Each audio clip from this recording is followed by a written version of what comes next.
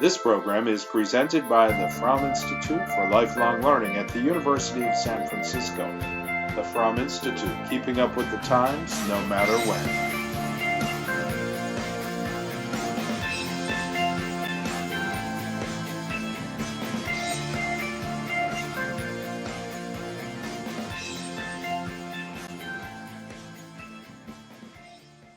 Welcome. This is our 7th. Wow, only one more. Today is really going to be a different kind of a day.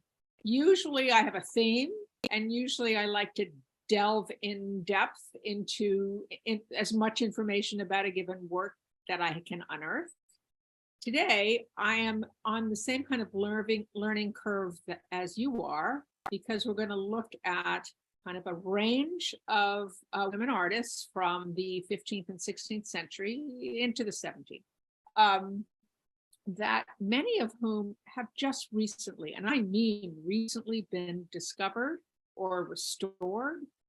It's incredible to me how knowledge of these women artists really disappeared. I'm going to let you judge whether they compete in skill with their contemporary male artists.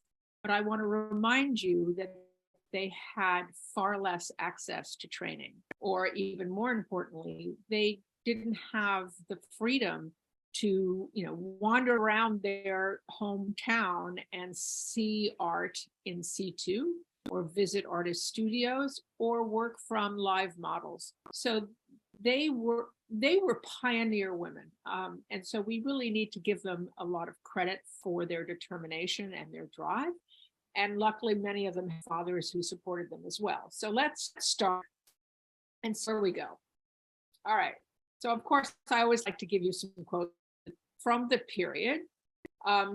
This is from La Cereta in a letter. Time is a terribly scarce commodity for those of us who spend our skills and labor equally on our families and on our own work. So for the women on this Zoom, I'm sure that rings true, that once you have, well, especially once you have children, that dividing your time to work and housework and your husband and your children makes time terribly scarce. So I always love to remind myself and remind you that humans are humans. It hasn't changed. Yes, plumbing is better, medical care is better, all sorts of travel is easier, all that is true, but our lives and our inner beings are the same. Okay, from a quote from Francesco da Sangallo: "You must know how many women there are in Flanders and France, and in Italy as well, who paint so well that in Italy their pictures are much appreciated."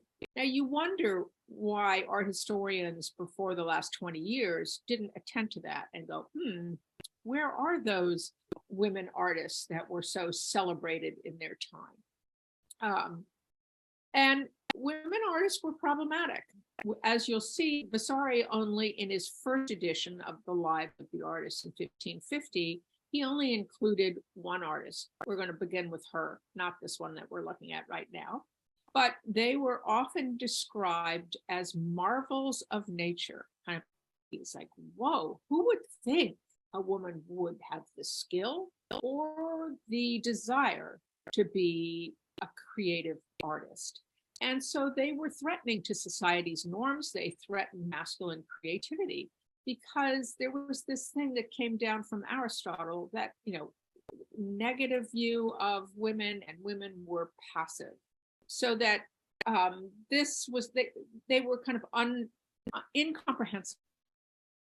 And so many writers and critics would talk not so much about their skill, but rather their beauty and virtue. So of course, I picked an image that celebrated female beauty. And in fact, women, as we've seen, women are typically the images of virtues. And here they became a kind of metaphor for the beauty of art. We're going to come back to Fede Galizia a little later on. So in the 1550s, there kind of arose, as we saw, that the 16th century, there was an expansion in women's education. And the Counter-Reformation, I think, began to influence a bit later than the 1550s, an emphasis on educating women and the role of women in society. Hortensio Landi wrote Letters of the Most Valued Women in 1549. And here's a quote: "Why do men insist so brazenly that all wit belongs only to them, that all strength belongs to them, and finally also all value? Let us not fear their pens. Let us study eloquence together with wisdom, and even we may write blaming men, how they have been against us for so long, and even to this day." So here was a call to women to, kind of come out in the open, pursue their studies, and particularly take up a literary life. It was more acceptable and common for women, as we've seen, to be poets and authors and letter writers. Less, obviously, much less common for them to become artists. And Giorgio Vasari, whose self-portrait on the right and portrait from his house in Arezzo on the left, devoted just one chapter in his extensive book called The Lives of the Artists, which the first edition was published in 1550. And he listed only Properzia de Rossi. And she truly is a marvel of nature, as you'll see in 1 second. In 1565, in his 1565 edition, he added Sister Plautilla, Madonna Lucrezia, Sophonisba Anguissola to the chapter on Properzia. So not additional chapters, but he added details about these other 3 female artists into that chapter. I have no idea who Madonna Lucrezia is, but we will look at the work by Sister Plautilla and Sophonisba Anguissola. And here we see Vasari painting a portrait of the Virgin and Child. And of course, that is associating Vasari with the legend that St. Luke painted the Madonna, the Virgin and Child. In fact, St. Luke was the patron saint of the Artists Guild. Okay, so who was this Properzia de Rossi? She was the daughter of a notary. She studied painting, music, poetry, dance, and classical literature at the University of Bologna. And as we will see a little later, Bologna was an outlier. Bologna was probably the most, if you were a woman in the Renaissance, you wanted to live in Bologna. You had many more opportunities. There were many active women patricians who had influence in politics when their husbands were away, associated with each other, hosted literary salons, and even more wonderfully, at the University of Bologna, was university in Europe, founded in 1088, women were allowed to study there. And even more shocking, Letizia Gozzardini graduated in 1237. Dressed as a man, she had to hide her gender, and then was even hired as a professor and lectured at the university from 1239. So 2 years after she graduated, she was the first woman to teach at the university, and she taught philosophy. So already in the 13th century, Bologna was a haven for ambitious, intelligent women. Now, who was the Properzia? According to Vasari, she taught herself to carve, and she specialized, very strangely, on carving stone fruit pits or stone fruit. And what I show you on the left is a detail and the whole Grossi family crest and the page from Vasari's chapter on Properzia.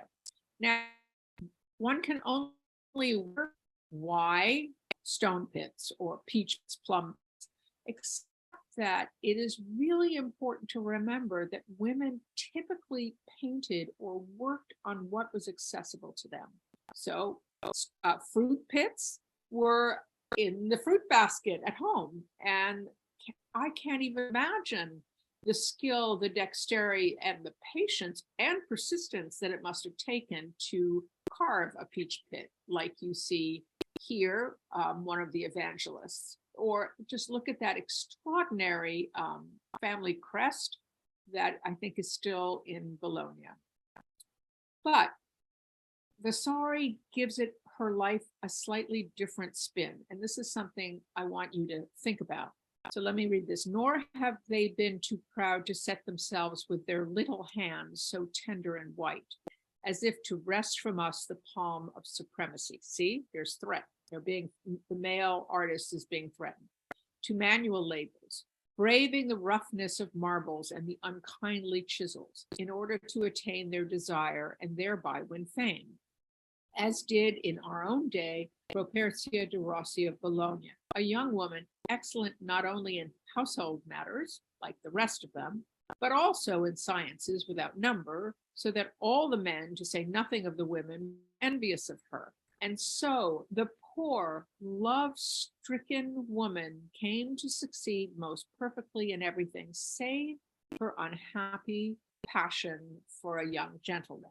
Now, he takes this information, and indeed, she seems to have been a wild ass, to excuse my language, because her name appears twice in Bologna criminal records. Once for destroying a neighbor's garden in 1520, and again in 1525 for assaulting an artist who had insulted her by throwing paint in his face.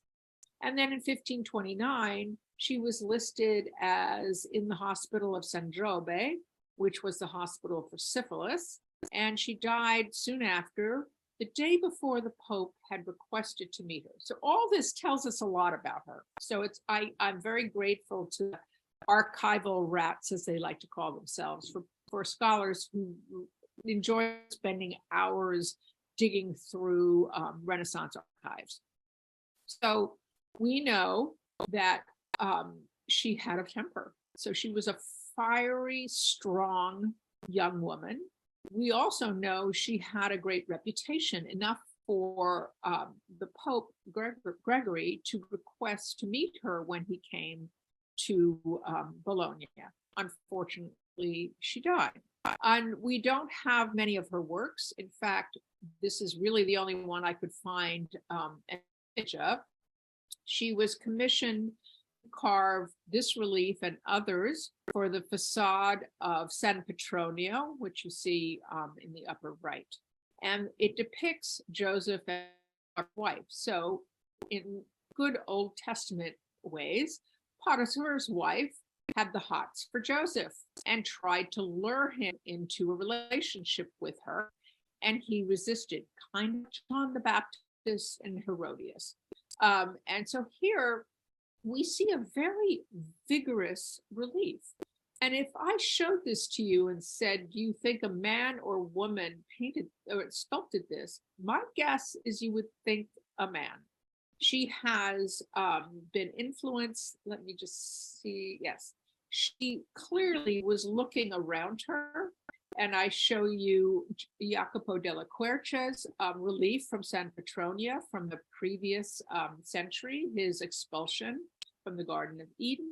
And I show you Michelangelo's figure of San Procolo from 1495 inside the church of San Petronio.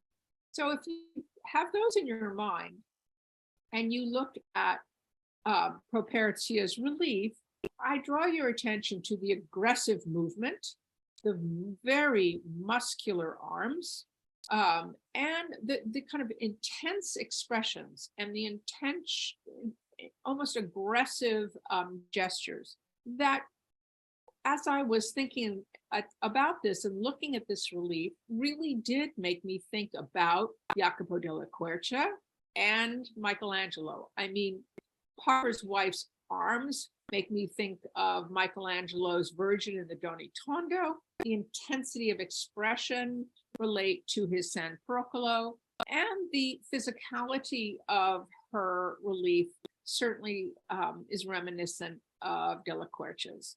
So she's looking around her. She's branching out from peach pits and making it's about probably 12-inch square, maybe big 16 square relief. And I think this it would be placed in easy competition with male artist reliefs in Bologna. Okay, that's all we know about Propertia. Moving on to Plautilla, who was added to Vasari's chapter on Propertia. She lived in the 16th century. She was the daughter of a painter, Luca Nelli, and she chose, along with her sister, to enter the Dominican convent of Santa Caterina di Caravaggio at the age of 14, probably because of dowry issues. There was incredible dowry inflation in the 16th century, so that many more girls at the marriageable age of 14 were being sent to convents, but then there were also probably intelligent, ambitious young girls who decided they didn't want to deal with the marriage market and chose to enter the convent.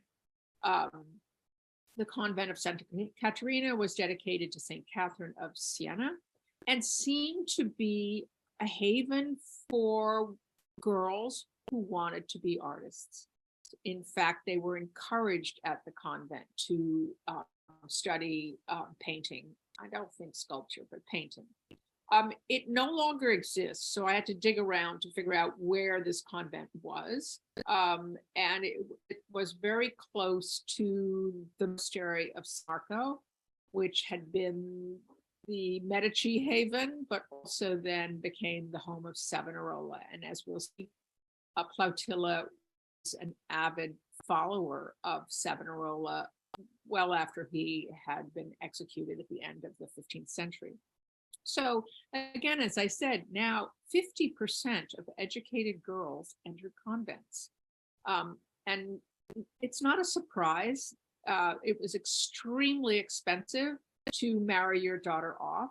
Similarly, second sons typically went into the church as well, so that only the eldest son would inherit the wealth, so the wealth would stay intact in any given family. Vasari mentions her in his 1568 edition, and in the houses of gentlemen throughout Florence, there are so many pictures that it would be tedious to attempt to speak of them all. Now that's interesting. Again, our historians somehow just kind of skimmed over these details that talked about the profusion of art by women artists. And they were these were kind of languishing in storerooms and probably back corridors. In addition, women were forbidden to sell their paintings. They couldn't be business women, but the convent could. So the convent could act as the agent and the curator. And it seems that Florentine nobles collected her art in great profusion, believing, because she was a nun, believing it had mystical qualities. And then Vasari goes on to say that because she couldn't train like a man, her art was limited. The faces and features of women are much better and have much greater verisimilitude than her heads of men, because she was free to study women at her leisure. So not a surprise, but let's see if we agree with him. So she starts on a small scale, and I show you an initial letter from a codex at the monastery of the convent of Santa Caterina, now in the San Marco Monastery library. And immediately we see that she brings herself into her imagery. So here is the Holy Family, the Virgin and Joseph and baby Jesus, and on a smaller scale behind are two kneeling Dominican nuns who are Plautilla and her sister Petronilla, who also painted, but I think then left that profession. And here is another example from the same codex, the presentation in the temple. And again, look carefully, because there are two nuns there as well, not standing on either side of the altar, but kneeling in adoration below. So she wasn't just an artist, and I'm going to show you full-scale paintings in a moment, but I wanted to draw attention to the fact that she was prioress of the convent 3 times. so that we know she was extremely well educated, and I would say probably forceful and inspirational as well. And as I said, she was associated with Savonarola. She owned a biography of him written by her sister Petronilla. So Petronilla left painting and went to writing as a profession. And probably Savonarola, who was executed in front of Palazzo Vecchio, I think in 1497, I might be wrong by a year or two. Savonarola, in his sermons and in his writings, affirmed the value of religious art. Now, he was clear. He didn't like the lascivious, exotic art that was being produced by Botticelli. And of course, he had the bonfire of the vanities because he condemned Florentines for their makeup, their jewelry, their loose morals, and their kind of exotic paintings. Oh, here's the date, 1498. I was close. And because Savonarola was this forceful monk and preacher at neighboring San Marco, the nuns of Santa Caterina venerated him as a martyr because, of course, he was burned at the stake. They preserved his relics and sang hymns for him throughout the 16th century. So when we look at her art, it's going to conform to Council of Trent rules, but it's also going to evoke those ideals that had been proclaimed by Savonarola. So what does Vasari say of her? But the best works by her hand are those she copied from others. In these we see that she would have done marvelous things had she had the opportunity, as men do, to study and devote herself to drawing and portraying living and natural things. So now he's much kinder. He is acknowledging the limitations of her study. She doesn't leave the convent. She has no access to, certainly to male models. I'm sure she could draw her female nuns. And she was basically self-taught. And she studied the work of Bronzino, Andrea del Sarto, and most importantly, she inherited over 500 drawings from Fra Bartolomeo, who was a contemporary with Andrea del Sarto and Raphael. And surprisingly, she transitioned from manuscript work, manuscript illustration, to full-scale paintings. So I have here Florence, the Renaissance city, known for the achievements of great talents like Michelangelo and Brunelleschi. Where are the women artists who shared the same genius? Plautilla Natalie, a 16th century nun, was the first woman artist of Florence. Though banned from formal training, she authored large-scale compositions and ran a self-sufficient workshop that trained other women. A true Renaissance woman, Nellie became a painter against all odds and broke the mold in every way. Nellie is the first in a long line of women artists who worked in Florence over the past 500 years. Giorgio Vasari, the world's earliest art historian, wrote about Nellie in his Lives of the Artists, saying that she would have achieved wonderful things if she could only have studied the way men do. People all over the world are finally coming together to rescue and remember the wonderful things Nellie did do. Plautilla Nellie's masterpiece is a 21-foot painting of the Last Supper. No other early woman artist has painted a work of this size. Nellie is the first and likely only female ever to depict this theme. This work is key to understanding one of the most important women artists in history, but it is in dire need of restoration. The Last Supper is currently in a restoration lab where initial diagnostics and cleaning have begun.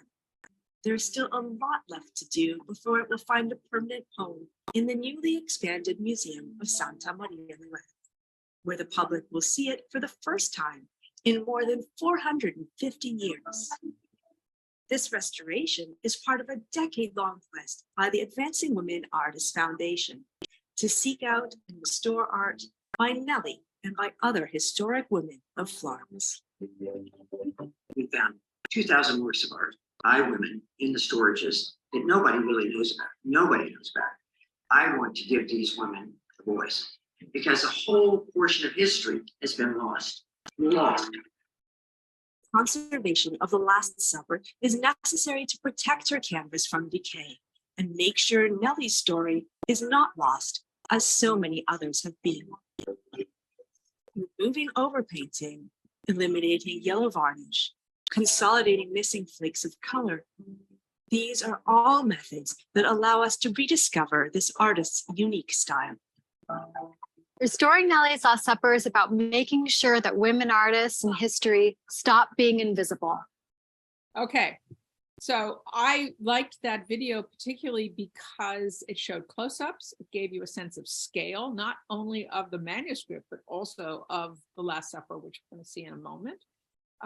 And again, reminded us that these artists were unknown. I mean, this woman who has got this foundation for discovering women artists is doing extraordinary work, but it's very early on. We don't know very much about these artists.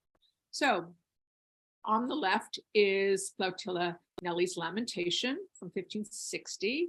And I show you on the right, Fra Bartolomeo's Lamentation from much earlier in the century, 1511 to 12. And reminding you that she inherited his drawings. He was also a monk, so he must have just left to her his work or left to the monastery. And you can see the similarities in pose. The Mary Magdalene kissing the feet of the dead Christ, the Virgin in blue and white, over. John the Evangelist supporting the head of Christ. But look what Nellie adds an additional woman behind John the Evangelist. So she is bringing in a greater emphasis on the role of women. The male figures, of course, are Nicodemus and Joseph of Arimathea.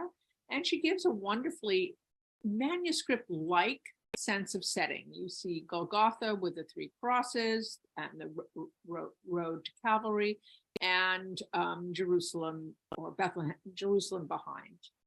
So she is working on a large scale. So for a self-taught woman without access to male models, I think she's done an extraordinary job. And she seems to have a real sensitivity to the emotions felt by the participants. I would say that particularly Joseph of Arimathea, the guy in the center with the coat, her male figures are a little less well designed, I would say. She seems to understand the female figure, the female face much better. Or looking at her Adoration of the Magi, which the original location is not known. Again, we don't have documents about these paintings. It was discovered in 2005. So I mean it. This is really a whole new area of study and discovery. And I think it's impressive, the expansive setting that she did.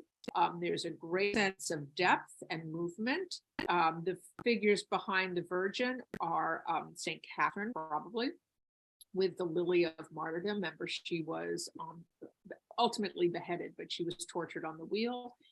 And it has been St. Francis. I'm that he has kind of strawberry blonde hair. I've never seen St. Francis with lighter hair.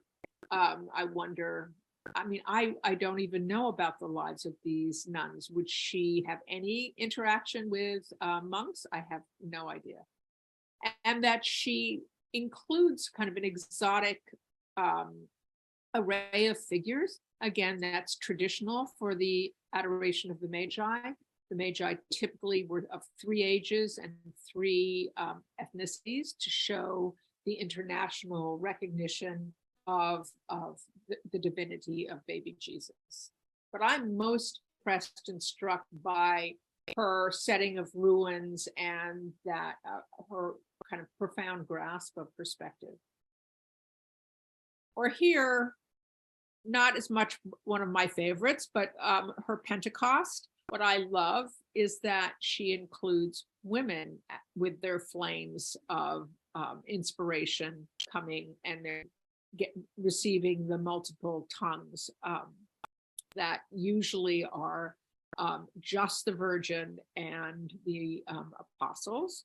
They seem to know the patron, Guglielmo Pontano. I don't know anything about him. And this, one wonders whether it was an altarpiece and whether it was a commissioned church that had a convent attached to it, San Domenico in Perugia. But again, she seems to have a solid grasp on the architectural setting, the sense of space and perspective, as she gathers these figures in their semicircle. Their proportions look a little off to me. They're a little bit squat, but again, remember, she taught herself. And then there was a huge demand for private images for devotion, and she painted many of these types for these nobles in Florence who wanted her mystical images in their house, and these would be in private rooms of devotion. And typically she represented Saint Catherine and the nun from her convent, Santa Caterina de' Ricci, or actually from a Dominican nun in Prato, who also was a follower of Savonarola and was beatified later in the 18th century. And here she picks her, and it's very hard to tell whether it's St. Catherine of Siena or Santa Caterina de' Ricci, but there she had visions, was believed to have visions, and was witness to miraculous bleeding. In the center, you see her revealing a wound that she received in imitation of Christ. So that's a bold statement as well, that a woman is claiming to be an equal to a Saint Francis who had visions of Christ on the cross and the stigmata as well. And then most of her works, or all of her works, were of a religious nature. Here I show you several lunettes. One, Saint Dominic receiving the rosary from the Virgin Mary, which was commissioned by a fellow nun, Sister Arcangela Viola, who was the prioress of her convent in the 1570s, and it was restored in 2008. And then we see Saint Catherine and an image of the crucifix as well. And again, this is a different kind of class for me. I'm showing you a lot of images so you get a sense of these artists, ones that I don't know very much about the context in which they were produced, other than they came out of this convent which was a haven for female artists. And I'm sure the Annunciation was a private commission as well. It strikes me as well suited to a private space. Again, I'm impressed with her understanding of architecture and perspective. Many times, if you look back, particularly into the 15th century, the figures are overly large for their setting to emphasize their importance. And here she's also really demonstrated wonderful understanding of how fabric works and the setting for the Virgin's private space as well. And her ability to show emotion. So here, the Madonna in Sorrows. It looks like the crown of thorns is bleeding into the chalice. And there you see the instruments of the crucifixion, the nails and the lance, as the Virgin contemplates these sources of torture and death. And here we're going to end with, not end the class, but end with her, this incredible Last Supper. Many years ago, I think in the 2008, I actually went into the conservation studio and saw this unrolled as it looks above. Unbelievably badly damaged. How it can be brought back to life, it's an extraordinary feat. It was damaged twice, once I think in situ and by damp walls and being high up, and again it was damaged during the 1968 floods, so that ultimately it was in disastrous shape. And it is an impressive large-scale work of which she obviously was extremely proud. She signed it. Up in the upper left corner, it says her name, and then it says, "Pray for the paintress." So this is kind of an act of devotion for herself. And we know that Michelangelo certainly considered the Sistine ceiling an act of devotion. And she wanted it known, not that she was a female painter, pray paintress. So as again, I said, it was restored badly in 1930s and damaged in the 1966 floods.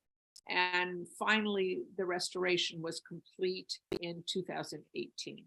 One of the interesting things that scholars have pointed out is she includes far more detail about the foods than most male artists. They include the bread, the wine.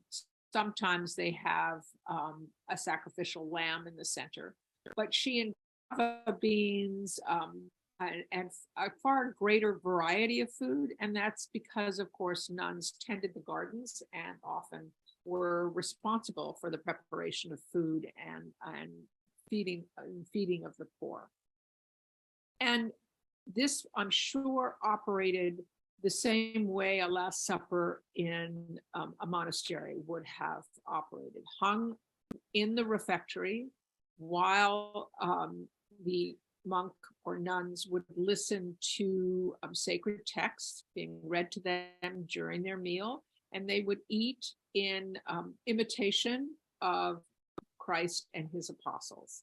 And of course, the nuns considered themselves, as they took their orders, to be the brides of Christ. Now, to me, this is an impressive, very large scale. I think the figures are close to life size, and ones that she must have seen others. I'm going to show you Castagno's Last Supper in San Apollonia, because she doesn't follow the Leonardo innovation of including Judas on the same side of the table as Christ. She follows the 15th century tradition of placing Judas across from Christ. And she follows the same tradition of visualizing the closeness between Christ and John the Evangelist by having him rest his head on his shoulder. I think even more than Castagno and other artists, she shows an incredibly close in relationship. That gesture of Christ cradling his head on his shoulder, there is this wonderful sense of intimacy and empathy there. It was commented that the figures of the apostles respond very much like they do with Castagno and later with Leonardo, but they do not seem to be speaking. Let's see where we go next. And just as the biblical text says, you see Christ is reaching out the bread to Judas because he's about to say, "He who dips the bread into the sop will betray me." And John the Evangelist was very important to the Dominicans as an example of contemplative life. So this emphasis on the relationship between John and Christ, I think, is one that the message is to the Dominicans.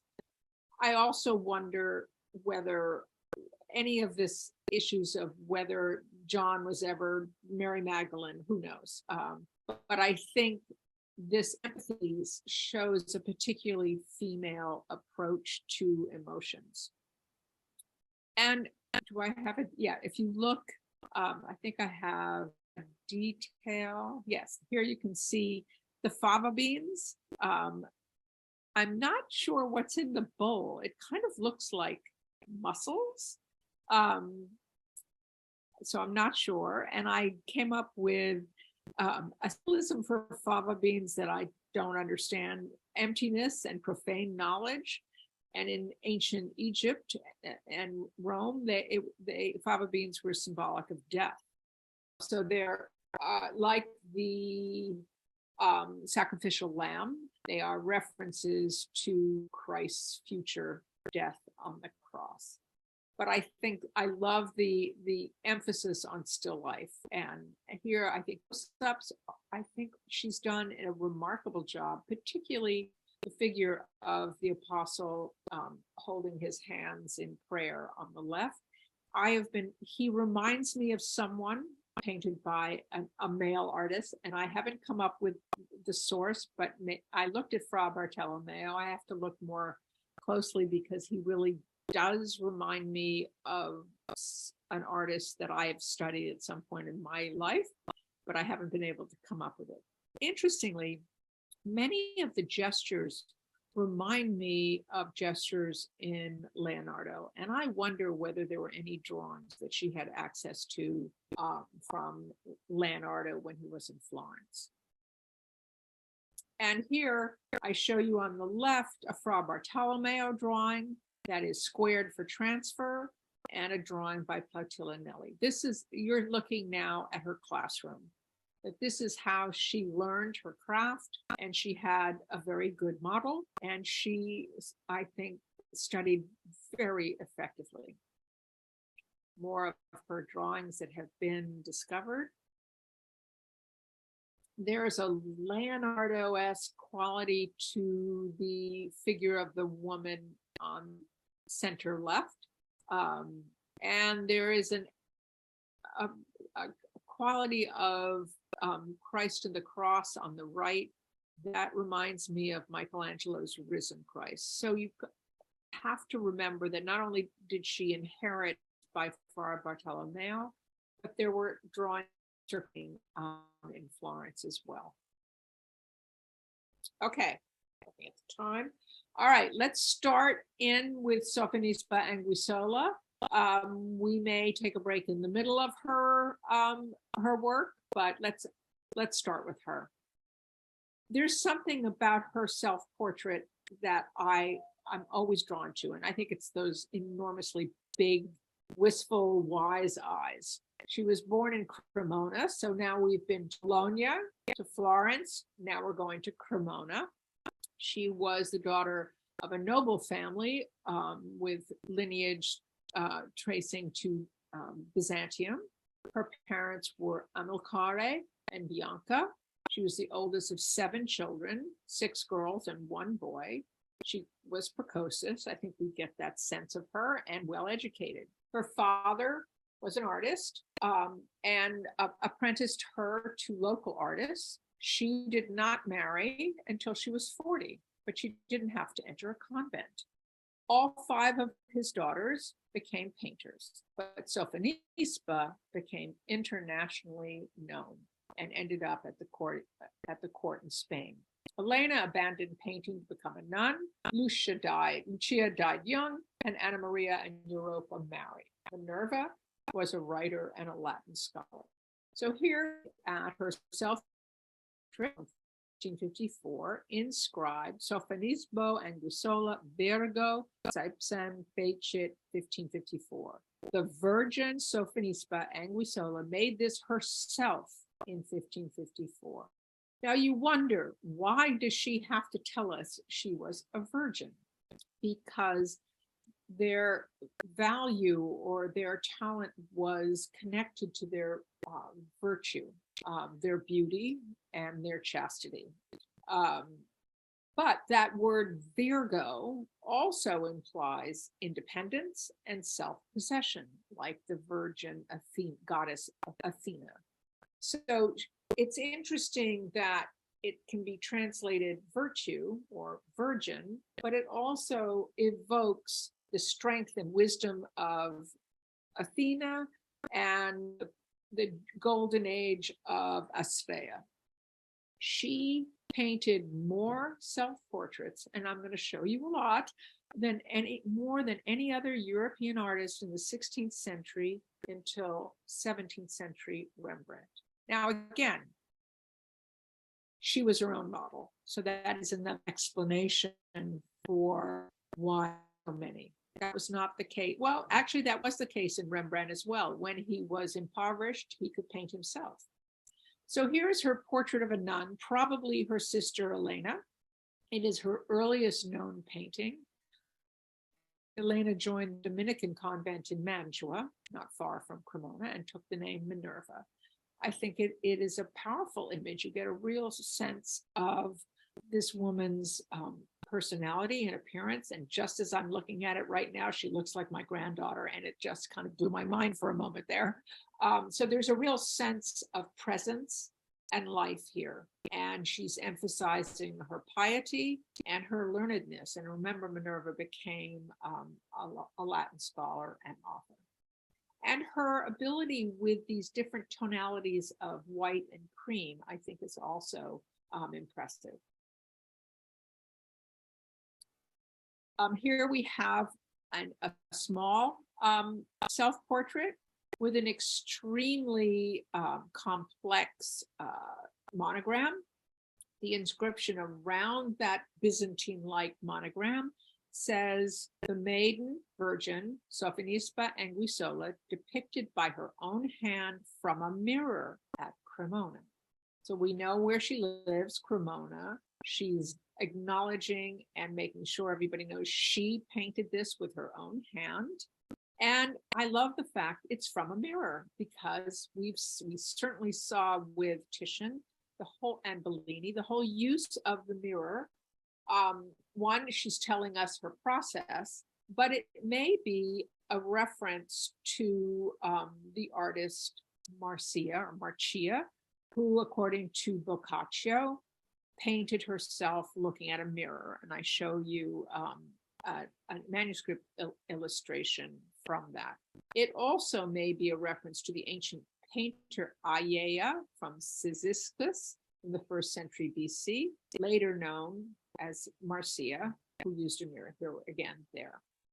And from Pliny, we know that Marcia preserved her virginity to devote herself completely to her art. Now, if you think about it, we have artists like Titian and Raphael who were rampant playboys, but for a woman, she was supposed to be a virgin to devote herself completely to her art. Fascinating to think about, but a really impressive, again, you get a real sense of Sophonisba. She wears, kind of humble, dark clothing, has these incredibly penetrating eyes as she looks out at us, and holding, I wonder whether that elaborate monogram is a reference to their Byzantine ancestry.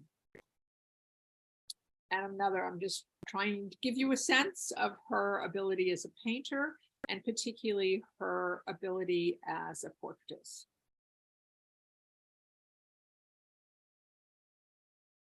Now, the other thing I found interesting, that there are a few collectors out there. There's one in Connecticut, and there's one, I think, in Los Angeles, who are focusing now on collecting these works by women artists. One, they're probably affordable, but increasingly less so.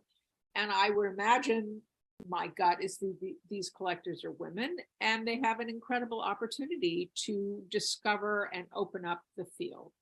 The two more self-portraits, again, from the 1550s.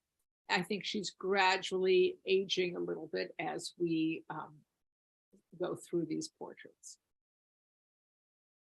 Now this one, the self-portrait at the Virginal, and these two where she is depicting herself playing an instrument, I think, again, to show her multi-talent. I love the detail on the left with the tuning wrench on the green cloth. So did she also know how to tune her spinet. She was probably multi-talented. And the inscription that originally was on the one on the right, Sophispa, Wisola, Virgo, again, painted this. And then there's parts of that is lost. But ipsum, say ipsum pinti, is typically a male ending. I'm wondering whether she is competing with contemporary male artists. And then, of course, the virginal was identified in popular thought with the female body. Think again of Titian and those incredible reclining female nudes when the male was either playing the lute, also a reference to the female body, and the organ or the spinet. If you recall from several lectures ago, the male is playing and looking back at the luscious nude. Also, she could also be evoking a reference to Saint Cecilia, who was famed for her musical talent and for renouncing sex on the eve of her marriage so that she could take control of her creativity and her musical talent. Let's see. Okay, this self-portrait at an easel, I think, is the one I had on the first screen, because here we see her in the act of painting, and in the act of painting the Virgin and Child, just as I showed you Vasari's image of himself associated with St. Luke painting the Virgin and Child. So this is a much more impressive statement by Sophonisba as she, gains confidence, probably gains patronage. She does not accentuate her femininity or her beauty. She is in restrained, muted clothing colors, and her emphasis is on her skill and her ability. I love the detail of the palette in front of the painting, and that she's holding the brush with, I can't remember the name of that bar that steadies the arm. And she looks out at us, but draws our attention to the very intimate image of the Madonna and Child. And I show you a northern example by Katarina van Hemesen, where she too is showing herself with a palette, with a brush, I think it's called a mar, in the act of painting. And then as I was looking at this self-portrait the other day, I was made to think of two works by Donatello of the Virgin and Child, one the Pazzi and another in the Met below. And that incredible intimacy, that the putting of the faces together, just made me think of these works and whether drawings of them may have circulated as well. And showing you another example, another much lesser example of her self-portrait. The one on the right, I think, is a really powerful image. The one on the left seems to have been painted more quickly. And this is the most impressive, and we'll end with this one before the break. This is the most impressive one because it's confusing. It's ambiguous. Remember, we were talking about how ambiguity made a work more interesting. At first glance, I would imagine you would think this was the artist was male, showing himself in the act of painting a portrait of a female. And in fact, it is somewhat that, but not. It is a self-portrait with the artist Bernardino Campi. And in fact, she is kind of making so many allusions because she is actually painting, but she's painting one of her teachers, Bernardino Campi, as he paints a much larger portrait of her. As he turns his head to look at us, but in fact, he's looking at her, who is painting. It's a fascinating image. And it's also, if you look at that central vertical line, it goes through her face, her heart, his hand and her hand. And that's, I think, fascinating as well. And then this whole idea of, did Campi create her genius? Is this like the Pygmalion myth? But really what she is doing is placing herself as superior to her teacher, as painting that large portrait of herself as he pretends to paint. It's a really ambitious and I think really impressive image. Okay, let's take a break now for 5 minutes. I'll answer questions. This is her portrait of Giulio Clovio, who was a miniaturist. So she really working in an artistic circle. So I'm going to stop sharing so I can answer questions, and we'll come back to some of these after the break. Oh, which painting has the reverted D? I'm going to have to go look at that. Oh, where was I have no idea where the Adoration of the Magi was discovered. I think it's in Bologna. So hold on, the inverted D. Oh, inverted D. I wonder, that's a really interesting question. You know, and I'm embarrassed that I didn't pick that up. I wonder if it's actually reversed. So if we were to flip it, would it look weird? So this is from Hunter. I just wonder if we flipped it. I can't tell whether the writing above is going the right way. It looks like it's going the right way. So what is your thinking of the inverted D? Was it chosen because of Dale, but why was it reversed? That's, anybody have any thoughts? I see Alejandro has raised his hand. You want to unmute yourself? Alejandro, do you want to unmute yourself? Yeah, you're still on the inverted D? Well, are you still on no, the question? You finished with chat. My question, No. Thank you, Professor Sunny. My question has to do with the Last Supper that you had experience in seeing it after the floods of 1968. I saw it in 2008. You saw it in 2008. Okay, so you saw it after the damage. It had just been taken to the conservation lab. You're muted. You're muted, Alejandro. That's where my question is. The restoration that took 10 years until 2018. Right. That's my question has to do with the use of food by the nun who painted the scene of the Last Supper, because it was in their refectory, their dining room, basically, when it was originally placed in situ. Yes, you saw the scroll. You saw the scroll. The scroll? Hold on. I'm going to share. I don't know if I can do it all at once. Let me share. And then there's a question about, I think there's, hold on. Okay. Go here. Yeah. Now we're going to the Last Supper. Right. Scroll? What scroll? How it was originally done by the nun that was moved to the Santa Maria Novella in Florence. Yeah.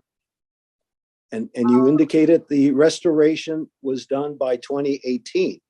So when they placed it in a new setting, which was in Florence, the convent doesn't exist anymore. Correct. Now in a museum. Right. So now it was placed in a museum, and then the restoration that was completed in 2018. Now in the museum. It's now in the museum. now in the museum. The restoration is complete. I saw it before restoration had started, when it was pulled out of probably storage where it got damaged at probably the storage. I don't know if the storage was at Santa Maria Novella or at the Uffizi, but it had been restored in 1930. Where it was post 1930, I was in storage. It wasn't displayed. So it got damaged again in 1968. And it wasn't until 2008 that it was pulled out to be restored. And my understanding from my visit there in 2008, there are still things that are in storage waiting to be restored from the floods of 1966. 1968 in Florence. Right. Thank you. Right. That was my question. My follow-up question, if I may ask us. You have to be quick because there are other questions too. Go on. Oh, no, go ahead with your questions. Thank you very much. That was excellent. Thank you. I want to look at this. I want your help too, because I was staring at that. Yes. So, all right, let's look at those hands. It can't. Oh, I think I read, and I think this makes sense, that she changed her mind about her hand. Can't be his hand. It looks to me like she had initially thought to have her hand, well, I don't know which came first. I have to look up in restoration information. That lower hand looks like it would also be hers, and that she changed her mind. If you have a different, if you have a different thoughts, unmute yourself, because I can't imagine,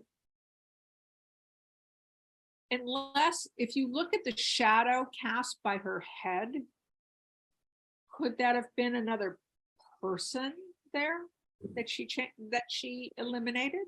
I wonder. I'll have to look if there are any X-rays of this painting. I think there's a whole article that I have on this painting, but it's peculiar, right? And his brush, the other interesting thing is he seems to be holding a very delicate brush in his hand. Yeah. But I think it's a something stick, seems to be held by her hidden hand. So there are lots of questions about this picture. But I think it leads us into what she goes on to become, which is a court portraitist. So I think she's here still in the 50s, not her 50s, but the 1550s. She is really expanding, enlarging the scale of her portraits. Alejandro, mute yourself. Okay, and I'll come back to other questions. Is it okay if we go forward? Because here is her portrait of Clovio, and I think what you're seeing is she's set a goal for herself to become a really impressive portraitist. I think you have a real sense of Clovio here as a person. What's interesting, if you want to read things into pictures, he's holding a miniature of a female. Scholars have said he's holding a miniature of a female artist, Lavinia Teerlink. But as I wonder how they know that, because it also could be an image of Sofonisba, just imagining. And if you want to read into it, kind of this all-powerful male artist holding this miniature, which you can imagine might be inspiration to an ambitious female artist, that she wants to expand her scale out of the realm of the miniature. I'm reading a lot into this, but it's fun to do that. All right, what she is most famous for is a painting that I find disturbingly weird. But this is what there are two paintings that she is best known for, both of which are weird. This is her painting of her sisters. That is inscribed by the maiden Spanguisola, daughter of Almaquer, painted from the true effigies of the three of her sisters and her maidservant. So these are her sisters. And what this is seen as novel is that it is this new kind of subject matter, kind of a genre scene, which seems to have come from the North or from such an artist as Giulio Campi, where we see another image on the upper right as a chess game. Chess was newly kind of revolutionized and modernized in the 15th century to become a very popular court pastime. And the new movements or the rules sped up the game and gave new status to the queen, which I think is interesting, and that a pawn could take the queen. So I'm not a chess player, so I know the basic rules of chess, but is this an image where it looks on one hand of her sisters playing the game of chess, or is it also an attempt to affirm their intelligence, that here we have these girls playing the complex game of chess, and it's showing the wonderful community of sisters, a sisterhood. I wonder, the tree behind the littlest one, is it oak tree? Is that a reference to a golden age? It's a wonderful landscape in the background. This, Sofoniska could paint without question. Wonderful details of the fabric. The inclusion of the nursemaid is just like we've seen with those other paintings inspired by Northern paintings, of an older woman there to accentuate the youth and perhaps beauty of female figures. The Campi picture in the upper right, I find fascinating, since it looks like cheating, definitely that cheating is going on, which was also something that was common in 17th century Northern paintings as well. Or here, her siblings with her brother and the dog. I think the dog and the brother look remarkably the same. So I find these a little primitive, but they certainly show a family resemblance even with the dog. And I think there's a certain statement about status with the feathered fan. On the left is a portrait of her father, showing clear favoritism. Thank God he got finally a son. But we have to give him credit because he sent his daughters to Campi's studio and he promoted Sofonisba's work and sent examples of her work to powerful patrons such as Ercole d'Este, and Margherita Paleogo, Annibale Caro, Julius III, and Michelangelo. And I just included a portrait by Sofonisba of her mother, so you had a sense of her father and mother. She seems very skilled at landscape painting and influenced definitely from Northern artists as well. So I referenced that her father promoted her. And in a letter he obviously contacted Tommaso Cavalieri in Rome. And in a letter from Cavalieri to de' Medici, the Duke, we have, having on the most beautiful desire of your Excellency, it seemed to me that among so many excellent men, one woman might turn up. And since I have one drawing done by the hand of a Cremonese noblewoman named Sofonisba Angosciola, today a lady to the Queen of Spain, I send it to you with this one, that of Michelangelo. I believe that it will bear comparison with many other drawings, for it is not only beautiful, but also exhibits invention.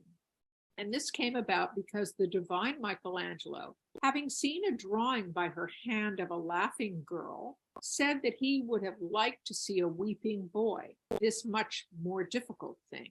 And after he wrote her this, she sent him this drawing, this drawing, which was a portrait of her brothers, whom she studiously made cry.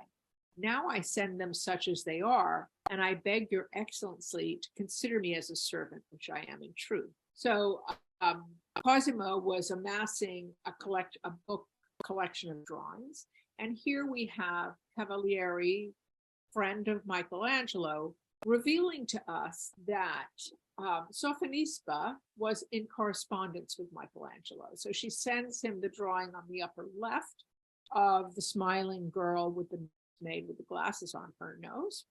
And he responds, okay, so you can do a smile. Can you do a cry? And then she sends him the one of her tortured brother and sister. So it's giving you a sense of the world in which she was living and communicating with prominent patrons and artists. And in fact, Vasari acknowledges this as well. It is not long ago that Messer Tommaso Cavalieri, a Roman nobleman, sent to Signor Duke Cosimo, besides a drawing by the hand of the not diving, this is autocorrect, divine Michelangelo, where Cleopatra is represented, another drawing by the hand of Sophonisba.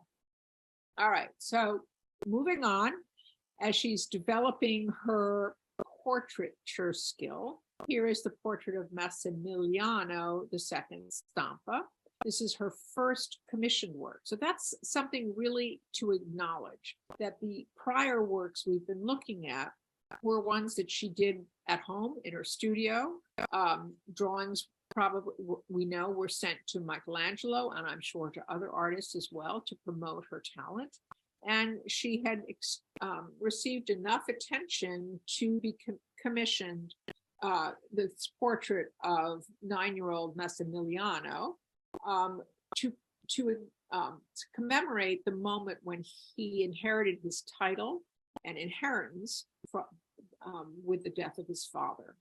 Interesting that 4 other versions of this exist. So we're wondering, wanted 4 images of Massimiliano, but remember that portraits were often diplomatic gifts, so he might have sent these around to promote his new status of wealth and power. And so this was painted in 1558, and I show you a portrait, a Moroni portrait, where I think Sophonisba would have known works by Moroni, who was working in Brescia.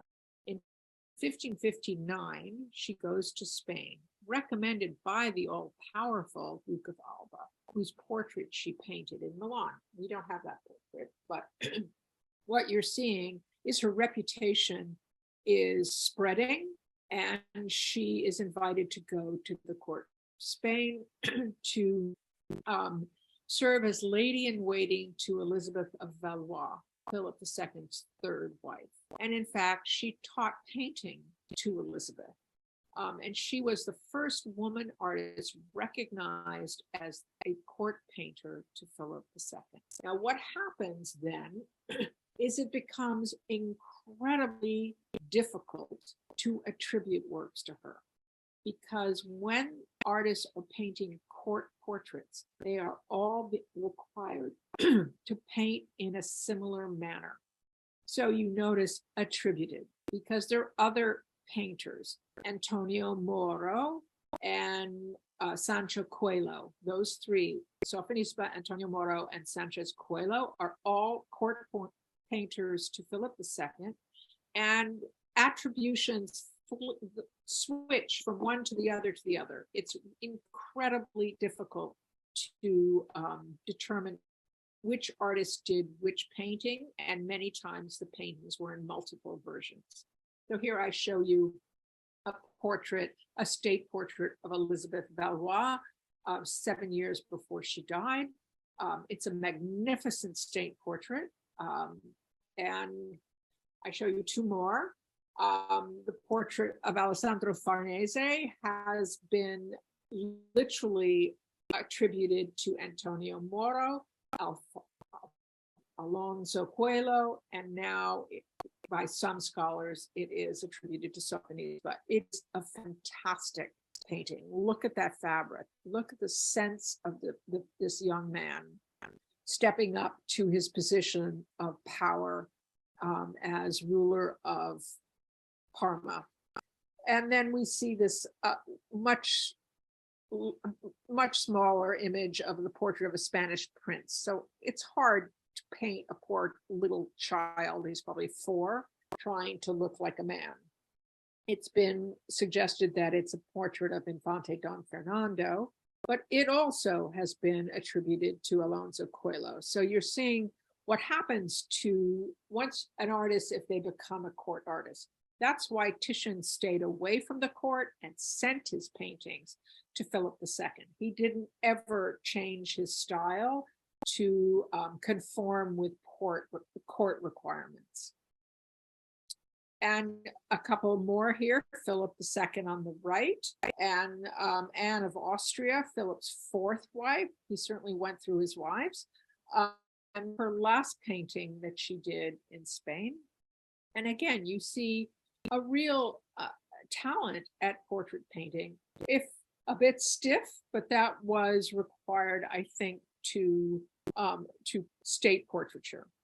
Philip II arranged her marriage to Fabrizio Moncada Pignatelli of Sicily. He paid her dowry and paid her a pension. She went with Fabrizio to Sicily. He died 6 years later in 1579. And 2 years after that, she fell in love with a sea captain and married him and moved to Genoa.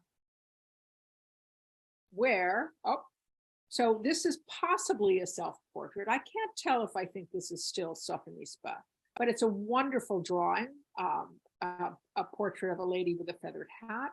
It reminds me often of Rubens' portraits of his wife.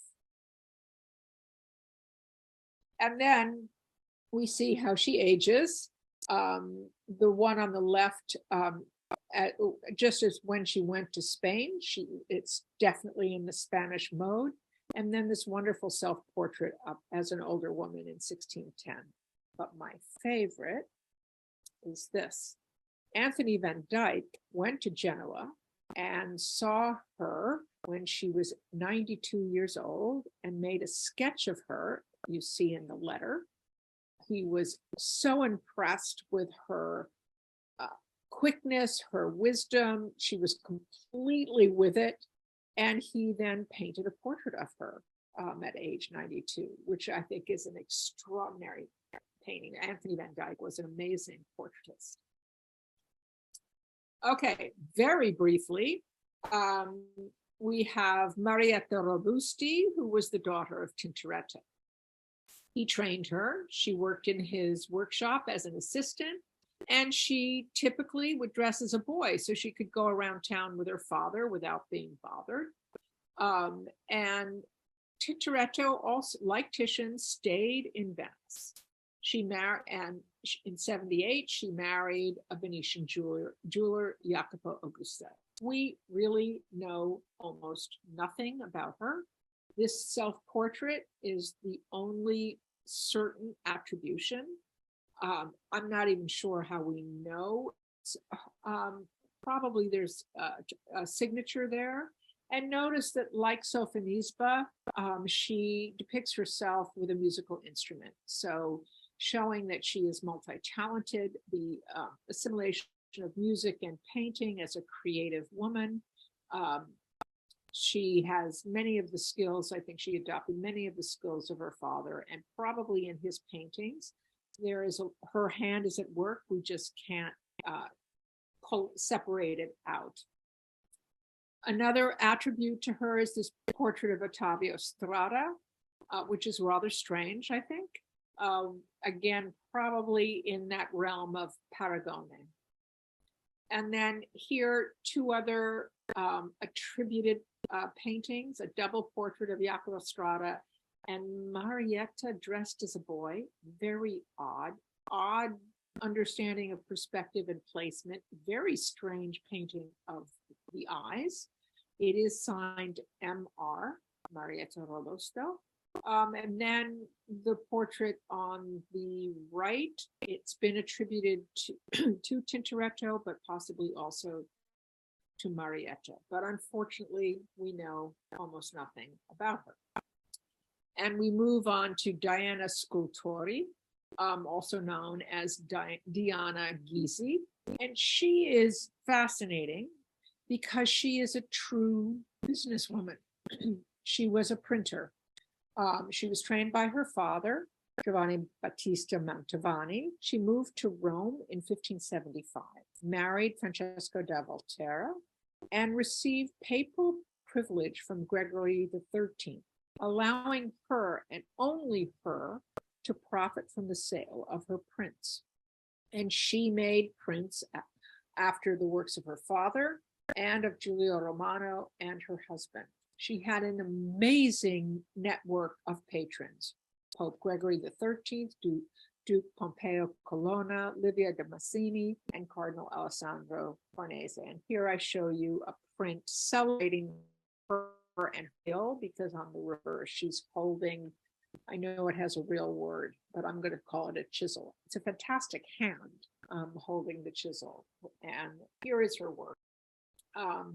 Massari talks about her. All in all, from what I saw last time I was in Mantua to this year, 1566, the city is so much more ornamented and more beautiful. What is more, the number of artisans has multiplied. And what is more marvelous, a daughter named Diana also engraves so well that it is a wonderful thing.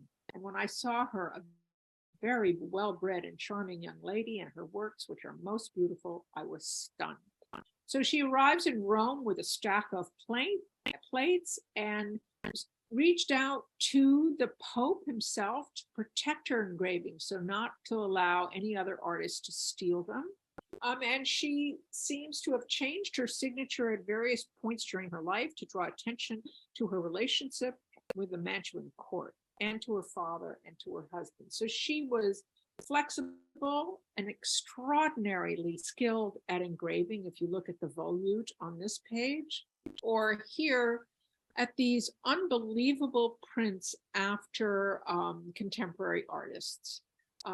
This is an overview. I'm going to show you each in detail. So here is her print after Daniele Volterra's St. Jerome, which has been lost, but which was copied by Girolamo Muziano.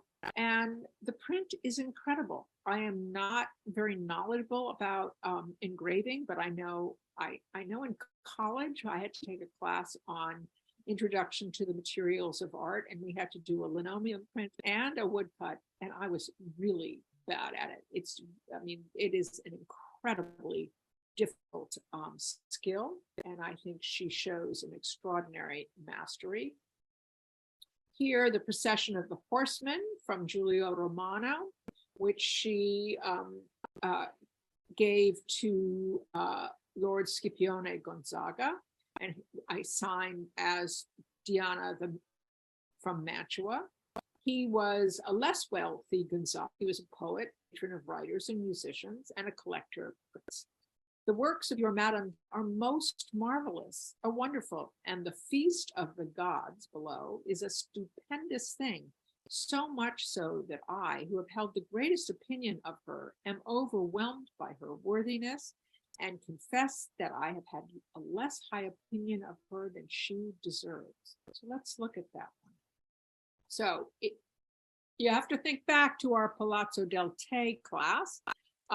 Last year, I think, maybe the year before, Giulio Romano decorated the whole pleasure palace, the Palazzo del Te. And here is her print after his fresco in the dining room of Palazzo del Te, dedicated to Lord Claudio Gonzaga. And she says, it is fitting that this labor of mine, having come to life under rule of your most excellent house, receives new life under your lordship's name, because now it enters the world favored by you with the most ample privilege of the sanctity of our Lord. Accept this then with a kind heart, and with it the service of my house in Rome. So what she's saying is, by making these prints, they could be circulated all over the known world. There was a market for them. This is how artists learned of other artists' works, and they were in demand. She cleans it up a little bit. She takes out some of the more blatant eroticism that Giulio Romano enjoyed depicting for his Gonzaga patron. But notice this is 3 pages or 3 sheets, and the detail is incredible. And she knows that this is how she is spreading her fame and the fame of the artists that she is printing. Or here, based on Raphael's cartoon for the tapestry commissioned by Leo X of the Healing of the Lame Man. Again, to Her Serene Highness, Lady Eleonora of Austria, Duchess of Mantua, by Diana Mantuana. I feel myself so tied to the memory of your ladyship's most fortunate dominion, under which I was born and learned what little virtue I possess, that to satisfy in part the gratitude in my soul, I've been so bold as to bring this work of mine to light under her great name, in order that, returning to where it had had its beginning, it serves her prince again as a token of my service to your highness and your most serene house. So again, this is how she is promoting herself to the most prestigious patrons. And the work is extraordinary. There's one of my closest friends on Renaissance printmakers, and it's fascinating. Or here, again, based on a Giulio Romano, you see how extraordinarily talented she was in her printmaking skills. And this based on one by Francesco Volterra, again, but she then stopped printmaking once her husband was established as one of the foremost architects in Rome. Now, this is interesting. So here we have from Giacomo della Porta, one of the premier Roman architects, Monsieur Francesco da Volterra, who years ago was in the service of Signor Don Cesare Gonzaga and is married to the famous Diana, daughter of the deceased Messer Giovanni Battista Scultori, would also like to serve your highness there. However, his manner is rather sickening. Well, Giacomo della Porta went on to be one of the most famous architects, but so did Francesco. So obviously Della Porta must have changed his mind, because Francesco built more cardinals' palaces, chapels, confraternities, fountains, and churches than most 16th century architects, but his name remains relatively unknown. So somehow she gained more fame than he did. A few more. She does prints after the antiquities of Rome, which were hugely popular and sent all over Europe. And now we move, I think I'm going to make it through. Now we move to Bologna. And as I said in the beginning, Bologna was a great city for women. And here, the most prominent artist, Bolognese female artist, was Lavinia Fontana. She was trained by her father, Prospero Fontana, alongside the Carracci, particularly Agostino Carracci. And she is truly the first female career artist. One could say Sofonisba did awfully well, and Diana Scultori certainly became famous for her printmaking. But Lavinia Fontana has a much larger oeuvre. We're going to look at quite a few of her works. Some of them I find really fascinating, and I hope will stimulate some questioning on your part. She married Gian Paolo Zappi from Imola in 1577, and it's been suggested that this painting with this self-portrait with her playing the clavichord was sent to Zappi as to show him what she looked like and how skilled she was. I love this painting because not only is she showing herself elegantly attired, playing the clavichord or the pianoforte, but in the background is an easel. So she is celebrating her many skills. These are the paintings by her father, a deposition, an adoration of the Magi, and a portrait of an old man. Her father worked with Taddeo Zuccaro on the Villa Giulia in Rome and with Vasari on the Palazzo Vecchio. So her father was a well-established artist, and then he opened an art school in Bologna and trained the Carracci brothers. One of the missives that came out of Bologna and his Prospero Fontana's art school was the belief that was different than before, the belief that art could be taught. If you read Alberti or you read other scholars or authors, it was believed that it was a given talent. But in Bologna, it was believed that it could be taught. And you can see that Fontana was very much in the school, the Mannerist school of the Zuccari and of Vasari. This I really almost didn't want to show you, because I actually refuse to believe that she painted this. It is attributed to Lavinia Fontana. It's been suggested that it is a marriage portrait of her self-portrait with her husband Zappi. It's painted on copper, which was something that became popular in Florence and Bologna in the early 16th century. The reason I don't want to attribute it to her, because I think they're really bad. Look at the thickness of the woman's neck. Look at the overly large head of the man. Clearly this was a marriage portrait, but I'm not sure it was Lavinia's, and I don't think it is of Lavinia. Particularly when you compare the woman on the left to Lavinia's self-portrait, I don't think they're by the same hand. Or if we look at this from 3 years or 2 years later, her self-portrait in the studio, you can see that she is absolutely promoting herself, her skill of writing letters to promote her talent, her knowledge of sculpture, and her piety.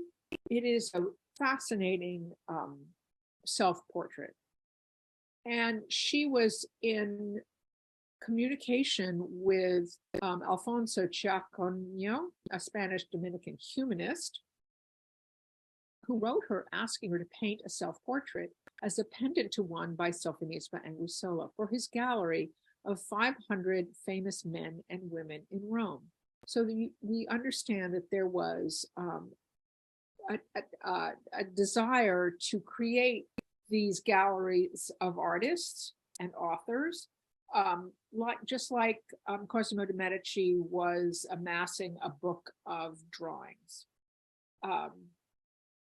And Carlo Cesare Malvasio credits Fontana's success to her relationship with a very powerful Bolognese family, the Boncompagni family. And Ugo Boncompagni became Gregory XIII, the first Bolognese pope in 400 years. So you can see that she was well connected, not with Pope Gregory, but she had a very well situated circle of noble Bolognese women who commissioned her to paint their portraits, and who had an extraordinary power and status in Bologna. So let's look at some of her works. So here I show you an early Annunciation from 1575. Again, small scale, painted on copper, and it conforms to the Counter-Reformation required piety that was described and promoted by Cardinal Gabriele Paliotto, a Bolognese cardinal, who wrote a treatise about what was expected of artists post Council of Trent, where Mary was to be painted not in a queenly fashion, but as humble and modest. And you can see that Lavinia has conformed to those requirements. I also show you a Annunciation by Dennis Calvert, known as Dionisio Fiammingo, who also trained under Lavinia's father and founded a studio in Bologna and painted on copper and as gifts for nuns and young brides. So a whole nother business market. So here is Lavinia Fontana's Holy Family with Saints Margaret and Francis, and her Holy Family with Saint Catherine, signed now with her married name Zappi. So both of these are private commissions, demonstrating this required humility and kind of almost somber quality that was required post-Trent of religious art. Two versions of the Dead Christ with the symbols of the Passion.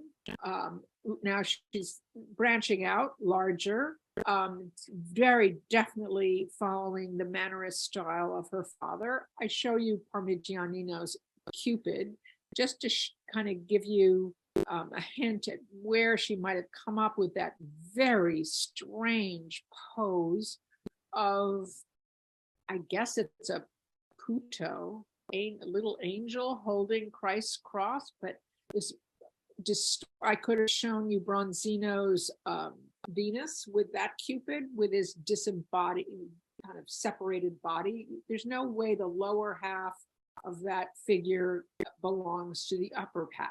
So she's struggling with the human form, trying to conform to these Mannerist ideals of kind of convoluted poses. And again, I highly doubt she was able to work from live models. But then in the 1580s, she became known as a high fashion society portraitist, the sort of her time. And as we saw with Sofonisba, the requirements of these portraits really lessen the impact of the personal style. So she also had a fascinating approach. She had 11 children. Her husband was an at-home husband, and he gave up his painting career to support hers. And I just try to imagine how you have 11 children, paint every day, market yourself, sell. Maybe Zappa would have probably sold her paintings. But I just question how the kind of strength and determination that it would take to produce 11 children and have a successful career. So one of her strategies for patronage was to appoint prominent Bolognese ladies to be the godmothers to her children. So we'll see. Here we have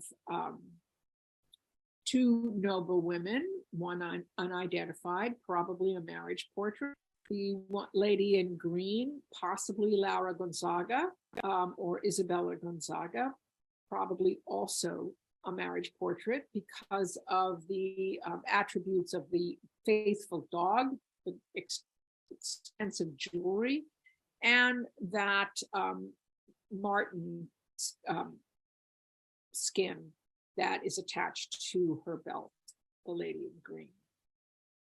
This portrait is, I don't have a good image of it, I apologize for the reflection.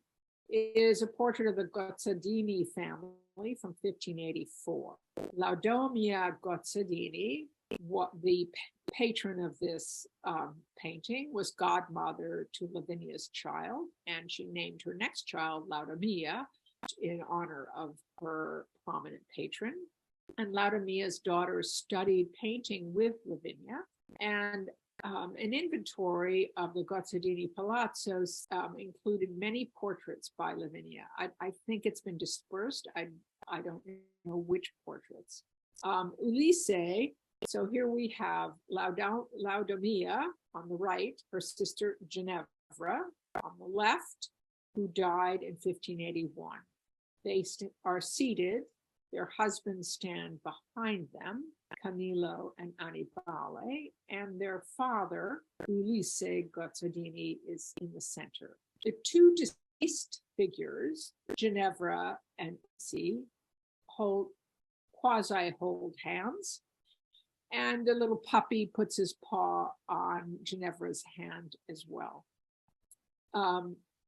Ulisse arranged both daughters' marriages to cousins and left his wealth to them. And in this portrait, they are both wearing their wedding regalia. Laodamia failed to produce an heir.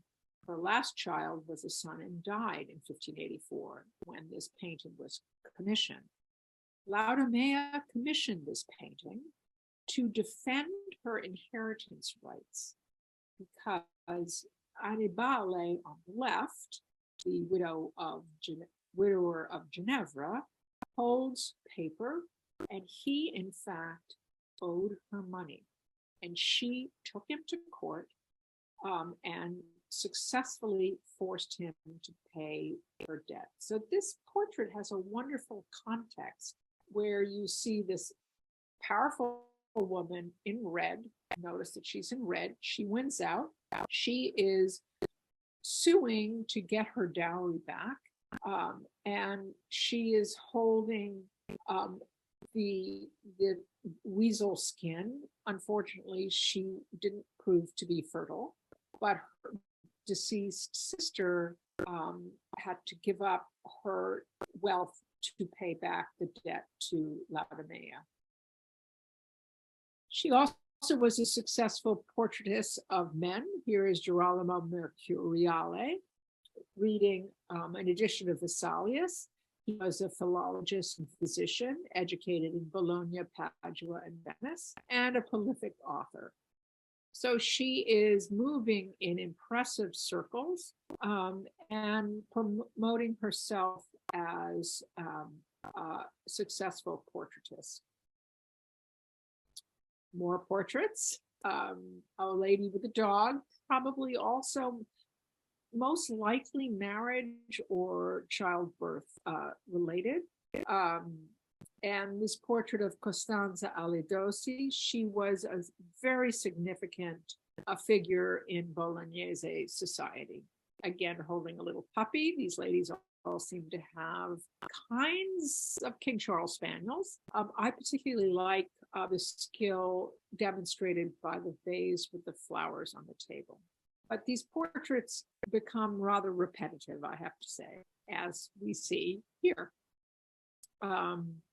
Many of these women were asked godmothers, and they are also asking to be painted in their most exquisite costumes. You see the Spanish style entering into the Bolognese society. This is a strange portrait, a portrait of a widow and her family. The widow's on the right. Notice the link between the women and the men on the left. So the men are on the left. They are surrounding this black dog, and the women demonstrate knowledge. The little girl holds a book, and she shows her piety with the cloth held to her chest. So interesting, is this about a matriarchy? Are these women ultimately in charge and the men not? It's a curious, not very well executed portrait.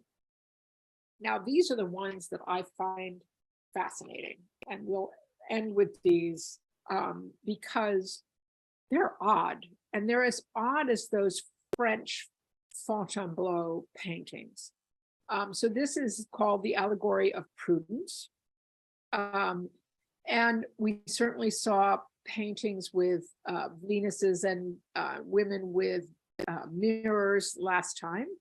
So here she shows, she's clearly engaging in the Paragone debate, where she has a mirror that shows the backside of this nude woman and a mirror that shows the other side, or the profile. It's not a profile, it should be showing a profile, the face of this nude woman with a snake encircling. And the snake and the globe are how this has been identified as Prudence, because Prudence typically has holds a mirror, has a serpent at her feet, and often a foot on a globe. And I think it's fair to say that in this painting, Lavinia is pitting herself against male artists. But I just would like to say, why would she paint those nipples bright red? So there are very strange details of this painting. Also, this nude woman holds a compass in her hand. Is this an expression of Lavinia's talent and skill? And she turns her back on all the elements of luxury and vanity, the jewelry, the gold. I think one of the most impressive aspects of this strange painting is that transparent veil, beautifully painted. And I just noticed that the rectangular mirror reflects not just her back, but also the other mirror. So you have multiple reflections being depicted here. And then this really completely blows my mind. So, and it reminds me of the oddities that we talked about at Fontainebleau. Here is a portrait of Isabella Ruini as Venus. And I dug up a clothed portrait of Isabella Ruini. In 1585, Isabella was married to Giovanni Angelelli with an enormous dowry of 8,000 scudi. She was the most famous beauty of Bologna, but her beauty was fading, and her reign as queen ended in 1595. She was surpassed by Margherita and Guiscola, who married Federico Fancy. And in fact, members of the Accademia dei Gelati, they eat ice cream, met to decide who was more beautiful. So why? I mean, is this Isabella's promotion of her beauty as she's painted as Venus? Was this a marriage portrait with the clothed version and the unclothed version? I think that is more likely. Certainly a private commission. Very odd, but very much in keeping with what we saw happening in France and what we may be seeing going on in Venice, that there was a taste and a desire to have these erotic images of, I think, wives or women in private chambers. This is Lavinia's portrait of Antonietta Gonzalez, who had a horrible disease where her whole body was covered in hair. She's famous for this portrait. I find it a little strange. And she painted, I'm going to end very quickly, she painted large altarpieces as well, commissioned for grand altarpieces. This one, the Assumption of the Virgin, with Saints Chrysogoras and Cassian. And this Assumption of the Virgin, which I compare to a Fra Bartolomeo Assumption in drawing and Guido Reni's Assumption of the Virgin. So she is absolutely on par and competing with contemporary male artists. Or here, the Consecration of the Virgin. So notice the boys are getting the keys from, I guess that Peter, it doesn't look like Peter, and the girls are being blessed. But there's, again, as we saw in the very beginning, many of these women painters do emphasize the role of women in their art. Okay, and on your outline, there is a link to a video about the restoration of this painting, the visit of Queen of Sheba to King Solomon. And it's been identified that Solomon is a portrait of Alfonso d'Este, and the Queen of Sheba is Margherita Gonzaga. And I have it here, but I don't think we have time. So the link is on your outline. It's fun to see. And then we're going to end with this very odd thing of Apollo and the Muses. I'm trying to, Apollo kind of looks like a woman. He's standing in the center. And I have to believe that these are all the ladies of Bologna, because they actually all look like this woman. Hold on. They all look like her. They all like Isabella Riuni. Is this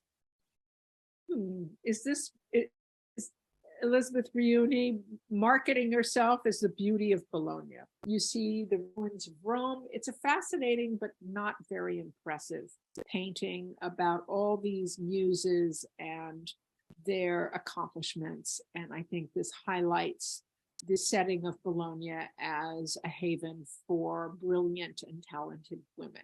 Okay, I'm going to stop sharing. I almost finished. All right, where are we? Do we have more questions?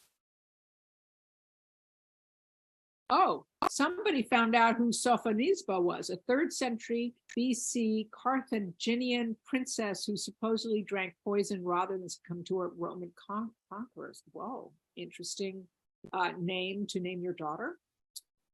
Oh, where will work in storage? You know, all these great museums have massive numbers of paintings in storage. And if you take Florence as an example, they were stacked up needing restoration. So they kind of worked their way through. And recently the Uffizi was kind of redesigned and remodeled and rehung.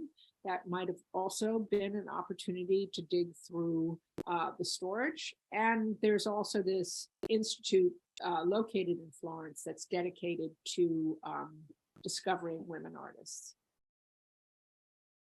Okay, what hand gestures are very similar? Oh, we're back to the hand. She looks like she is steering his hand. That's a really good point. Thank you, Jill. But it's still weird. It looks like she changed her mind. I really want to look at that more because it's very, that hand underneath the hand is very odd.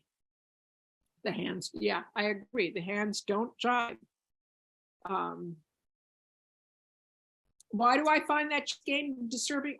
It looks happy. It's just a matter of perspective. I find those kids looking a little creepy to me, elf-like, but I'm glad you find it happy because we all bring our own eyes to every image. Ah, that's interesting about Massimiliano. That's an interesting observation. You're wondering whether early on, this is her first commissioned portrait.